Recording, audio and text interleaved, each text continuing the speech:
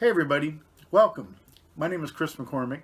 I'm the jazz director here at Tennessee Tech, and we're doing some short videos just to kind of give you some tips about things that you might want to try in your own musical life, and in this case in jazz. This first one, I thought we'd talk about this little song that we did with our faculty jazz group called Live from the Loading Dock, and it's a song that I wrote, and I thought I'd just talk a little bit about how I wrote it, and you might want to kind of fool around with trying to write some of your own things. Now, these videos are so short, there's no way that we can tell you everything that you need to know to write a composition or an arrangement, but we can kind of give you some ideas to get started, and we'd be happy to help you at any time, one-on-one. So the first is the idea of a contrafact.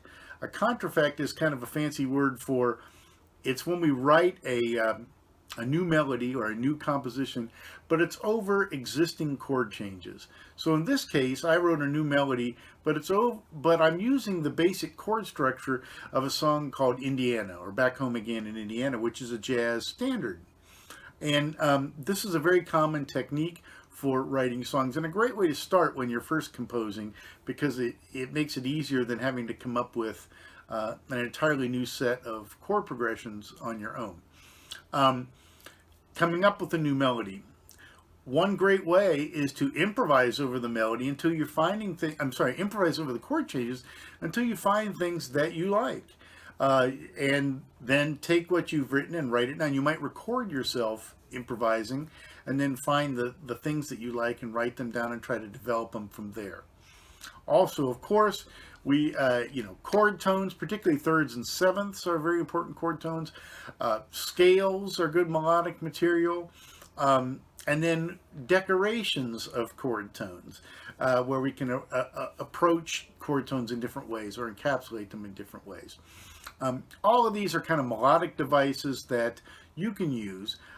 If you want to have a backing track that you can play over and improvise and try to hear some things that you like, I can suggest one very inexpensive way to do that is an app on your phone called iReal Pro, where you can put chord changes in and hear them at any tempo and style and things that you'd like. And that's kind of a good way to start. There are also backing tracks to a lot of jazz standards available online. So how to begin and end a composition or an arrangement is sometimes a tough thing. Really simple ways to do it. A lot of times on gigs when we're playing from a lead sheet, the rhythm section might play the last four measures of the song as an intro, and then we come in. What I did in this case is I just came up with a short little bass figure that I repeated over and over in what we call a vamp, which is a repeated section, and then kind of added piano and drums and then a horn thing, just kind of layered, repeating this vamp, and then went into the melody. And I use that at the ending too. So just a couple tips to kind of get you started on maybe writing your own things. Obviously there's a lot more to it. You can study this stuff for years and years and still have things to learn. But if you try it and you have some ideas and you get stuck, I'd be glad to talk to you at any time. If you go on the Tennessee Tech School of Music website, you can find all of my contact information, and I'd be glad to reach out and see if I can help you in any way possible. So we look forward to a couple more videos coming up soon, just about little tips and tricks. One thing I should mention is you'll notice that the bass, piano, guitar, drums they have a certain kind of amount of skeleton information, but they are largely improvising their parts to fit what's going on in the song.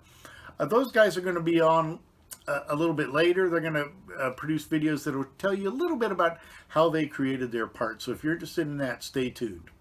All right, thanks. If we can ever be of any help, please contact any one of us. Good talking to you.